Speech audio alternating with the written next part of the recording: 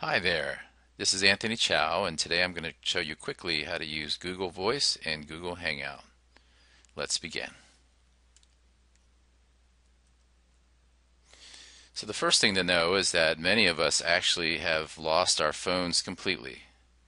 Hard to believe, but the reason for that is because of the Google Suite that we have with the UNCG email and our ability to use Google Voice and Google Hangout to communicate more effectively and more cost effectively.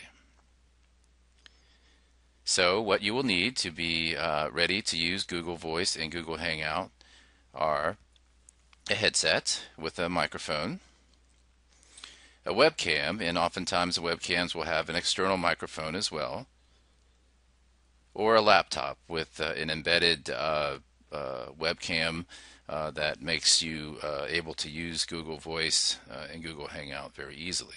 Now, one of the reasons why I heavily recommend a headset, however, is that both it helps you hear and also helps you control the audio and the annoying echo that oftentimes you have if you're using either a webcam or a laptop external recording device. So let's talk a little bit more about Google Voice. As I mentioned, I no longer have a UNCG phone number. My new phone number is actually a Google Voice number, 336-303-8786. When someone calls, I can answer on my computer or cell phone. So when they call, it both pops up on my computer and cell phone, and I'll demonstrate that in just a second. So the first way to make a call in Google Voice is in your email. You'll see a little telephone icon, and when you click that, you'll get a telephone pad in which you can make a phone call. And you will not need to use one, but you'll need to use the area code for any phone calls that you make. Okay, so let's demonstrate both making a call and answering call in Google Voice.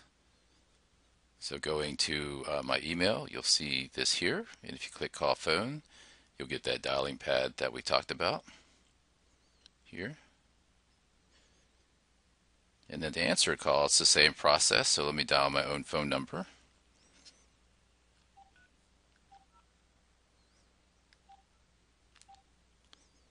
If I can remember it.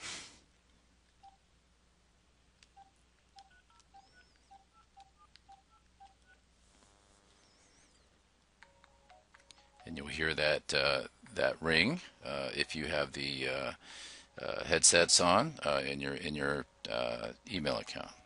So I just click answer, and now I'm connected. So as easy as that. So Google Voice will also send you a text message to let you know that you have received or missed a call.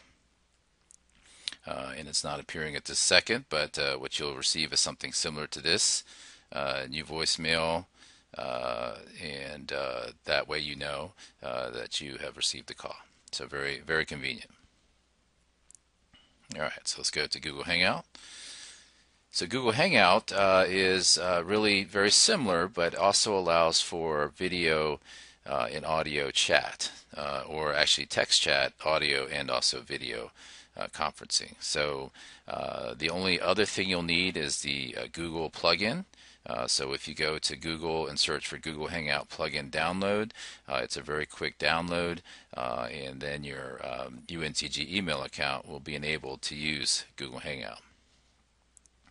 So there are many different ways to use Google Hangout. The first is the hover method. So just using Barbara Hemphill, who many of us know through grants, research and grants, contracts and grants. If you hover over her name, you will get the Google Hangout icon. Then you also have the Google Circle way. So if you click on acquaintances in Google Circle, you will see a list of your people that you have added to your contact list. And in this case, I'm going to pick on Carrie and call her to tell her how much the Florida State Seminoles are better in football than Oklahoma. And of course, I'm just kidding, since Oklahoma beat us pretty badly the last couple years. That's for you, Carrie. And then another way is Google Calendar. So in your Google Calendar, if you are the organizer, you will have an option to add a Google Hangout, and that will provide a link to all the people that are attending the meeting to join you via video conference. And that will be up to 10 people simultaneously that can have share video and audio. So let me quickly demonstrate that. So again here you can see Google Hangout, so start a Hangout. So basically I would just add anyone in my address book to start a Hangout.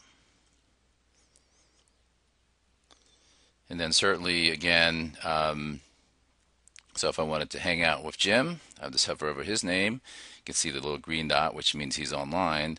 And if I called him, he would, if he was ready, he would be able to answer, and we would be able to video chat. And just a little video chat decorum. Usually you want to do the chat with contact first to let them know, because obviously many of us don't have our headsets and aren't prepared for video for other reasons, including hair and dress. So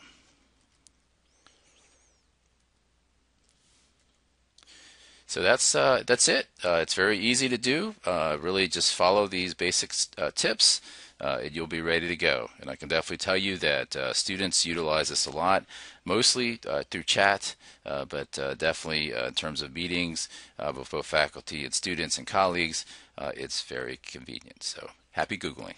Thanks.